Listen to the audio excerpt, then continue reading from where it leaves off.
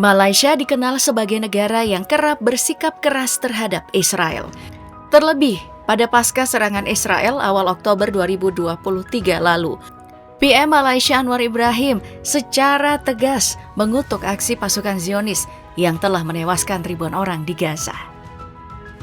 Tentunya ini adalah wajar mengingat banyak penduduk Malaysia adalah pendukung Palestina sejak awal. Namun di balik sikap keras Malaysia, negara yang kekuatan militernya berada di peringkat 42 menyimpan tanda tanya.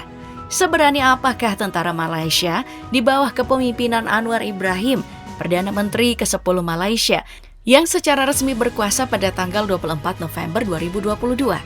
Apalagi sebagai Perdana Menteri, keamanan Anwar Ibrahim tentu menjadi prioritas. Apalagi, ia tidak hanya disibukkan dengan kegiatan dalam negeri, tapi juga lawatan ke luar negeri, yang tentu saja selain membutuhkan keamanan super kuat, juga membutuhkan armada yang mumpuni dan bisa diandalkan. Selama menjabat hingga sekarang, Anwar Ibrahim setidaknya sudah menjalankan 18 kunjungan ke luar negeri dan mendatangi 14 negara berbeda. Mulai dari negara tetangga di Asia Tenggara hingga negara jauh seperti di Amerika, Turki, dan Arab Saudi. Nah, tentu saja akan menarik untuk mengetahui bagaimana seorang Perdana Menteri Malaysia bepergian. Mulai dari jenis pesawat yang digunakan, sebagaimana mewahnya pesawat tersebut, hingga sistem keamanan yang digunakan dalam penerbangan.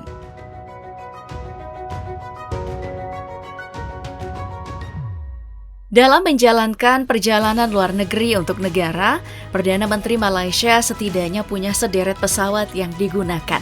Dari apa yang diketahui, ada Airbus ACJ319 yang dinamai Perdana ke-1 yang dibeli tahun 2007 dan ada juga Airbus ACJ-J20 yang dinamai Perdana ke-2 yang dibeli tahun 2015. Dari keduanya, ACJ320 lah yang menjadi andalan Perdana Menteri Malaysia untuk bepergian. Pesawat ini punya harga fantastis yang berkisar antara 110 juta US dollar hingga 120 juta US dollar atau sekitar 1,8 triliun rupiah. Secara dimensi, pesawat ini punya panjang 37,5 meter, lebar 35,8 meter, dan tinggi 11,76 meter. Mesin yang membekali pesawat ini adalah PW100G, mesin terbaru yang punya kemampuan untuk menghemat bahan bakar sebanyak 15%. Bukan cuma hemat, mesin tersebut juga bisa membuat ACJ320 terbang dengan kecepatan maksimal yang mencapai Mach 0,82 atau 871 km per jam. Daya jelajahnya mencapai 12.500 km dan ketinggian maksimumnya di angka 12,5 km. Hebatnya lagi, mesin ini memungkinkan pesawat untuk terbang 15 jam non-stop. Jadi, misi Perdana Menteri Malaysia untuk bepergian ke Kanada, Saudi Arabia, Tiongkok, Rusia, dan lain-lain gak pakai singgah-singgah alias transit segala. Jadi bisa set-set langsung sampai. Selain ACJ320, Perdana Menteri Malaysia juga menggunakan beberapa kapal lainnya seperti Dassault Falcon 900, Global Express BD700, dan juga Boeing 737-800 BJ. Setelah mengetahui kalau kebanyakan perjalanan Perdana Menteri Malaysia menggunakan ACJ320, maka sekarang mari kita masuk ke sistem komunikasi dan pengawalan yang dilakukan saat perjalanan berlangsung. Sebagai orang yang memiliki peran besar di Malaysia, tentu saja pesawat yang ditumpangi oleh Perdana Menteri itu harus terus dimonitor secara real time lewat pangkalan udara. Cara monitoringnya juga unik, karena bukan berdasarkan nomor penerbangan, tapi berdasarkan nama dari pesawat. Makanya, pesawat Perdana Menteri Malaysia diberi nama khas, yaitu Perdana Kedua. Biasanya, sistem komunikasi dua arah ini terjadi antara pangkalan udara dan juga pesawat Perdana Menteri dengan menggunakan ruang komunikasi khusus yang khas pada pesawat pejabat tinggi negara. Dengan begini, semua hal bisa dimonitoring dengan baik, mulai dari posisi hingga objek yang mungkin saja mendekat. Saat melakukan penerbangan, pesawat Perdana Menteri Malaysia juga bisa mendapat pengawalan. Biasanya, metode pengawalan ini dilakukan secara rahasia dan sulit untuk bocor ke publik. Nah, namun masih ada saja yang diketahui publik. Contohnya, dalam pengawalan menggunakan helikopter militer seperti S-70 Black Hawk dan juga S-61A4 Nuris. Dari segi spesifikasi, kedua helikopter ini punya perbedaan mencolok. S-70 Black Hawk adalah helikopter multimisi yang diluncurkan Amerika sejak tahun 1979. Helikopter ini sudah membuktikan diri di berbagai medan perang di Timur Tengah seperti Irak dan Afghanistan.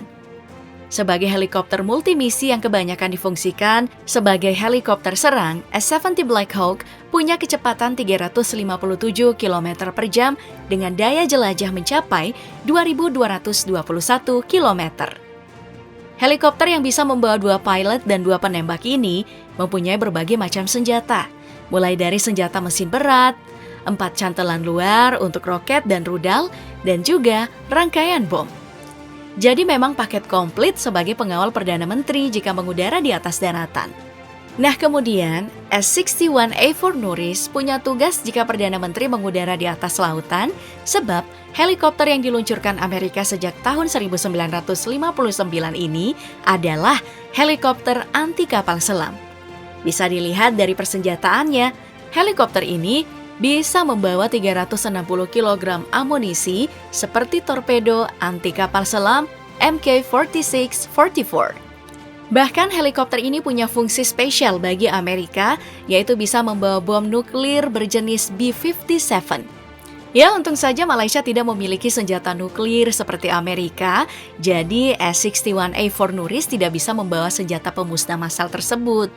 Secara kemampuan terbang, helikopter ini juga bisa diandalkan karena punya kecepatan mencapai 267 km per jam dan daya jelajah mencapai 1.005 km. Setelah melihat pengawalnya, bisa dibilang kalau keamanan penerbangan dari Perdana Menteri Malaysia bisa terjamin.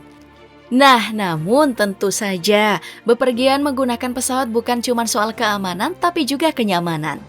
Makanya, ACJ320 yang digunakan oleh Perdana Menteri Malaysia punya spek yang tidak main-main. Bukan cuma nyaman, tapi nyaman banget yang bisa dilihat dari kabin mewah multifungsi yang dimiliki ACJ320. Dari segi ukuran, kabin ini punya dimensi super luas, yaitu dengan panjang 27,7 meter, lebar 3,7 meter, dan tinggi 2,25 meter. Ukuran ini sangat menakjubkan karena 2 kali lebih besar daripada jet pribadi yang diperdagangkan kompetitor Airbus. Nah, dalam kabin utama ini, suasananya itu lebih mirip apartemen mewah dengan desain interior bernuansa modern dengan marmer, kaca, dan sentuhan kayu-kayu mahal. Interior dari kabin utama ini memang ditunjukkan untuk memberi nuansa eksklusif pada penggunanya. Selain luas, interior pesawat ini bahkan menyediakan fitur kostumisasi sesuai kebutuhan dari pemilik. Jadi, Perdana Menteri Malaysia bisa melakukan berbagai macam hal sesuai kebutuhan perjalanannya. Sayangnya, layout interior dari pesawat Perdana Menteri Malaysia tidak diungkap ke publik. Namun kita tidak perlu kecewa ya, karena Airbus punya gambaran tentang layout terbaik dari ACJ320. Salah satunya adalah pembagian ruangan. Di paling depan itu ada ruang bersantai yang bisa diubah menjadi ruang makan. Kemudian di bagian tengah ada ruang rapat untuk menjadikan pesawat ini sebagai kantor di atas langit. Lalu di bagian akhir ada sebuah kamar tidur yang muat dengan tempat tidur king size serta sebuah kamar mandi yang mewah. Untuk menunjang kenyamanan dan produktivitas dalam pesawat ini juga ada disediakan sebuah smart TV dan juga internet berkecepatan tinggi. Dengan segala sesuatu ini tentu saja bepergian akan menjadi menyenangkan ya. Mungkin duduk 1 hingga 2 jam di atas pesawat ini bisa membuat kita lupa kalau sedang dalam perjalanan. Apalagi pesawat ini punya sistem sirkulasi udara yang sangat canggih. Jangankan untuk menunjang kesejukan dalam kabin, sistem sirkulasi udara ini juga menunjang kualitas kayu mahal yang digunakan untuk desain interiornya. Jadi sudah jelas kalau dalam kabin ini fresh banget. Asik. Nah, setelah melihat kemewahan dari pesawat yang digunakan Perdana Menteri Malaysia, gimana nih menurut kamu? Apa mengeluarkan uang negara setara 120 juta US dollar atau 1,8 triliun rupiah itu wajar untuk penggunaan pesawat kayak tadi? Sebutkan pendapat kamu di kolom komentar ya. Atau bagi kamu yang mengira diri sultan dan mau merasakan sensasi naik dari pesawat Airbus ACJ320, Airbus juga menyediakan jasa charter pesawat ini loh dengan budget sekitar 16.000 US dollar atau 249 juta rupiah untuk 1 jam perjalanan. Wow. Kalau perjalanan dari Jakarta menuju Kuala Lumpur sekitar 2 jam nih. Jadi kamu harus ngerogoh kocek sampai hampir 500 juta rupiah, belum lagi baliknya. Biaya ini udah bisa tuh dipakai buat bolak-balik pakai penerbangan kelas ekonomi sampai muntah-muntah deh.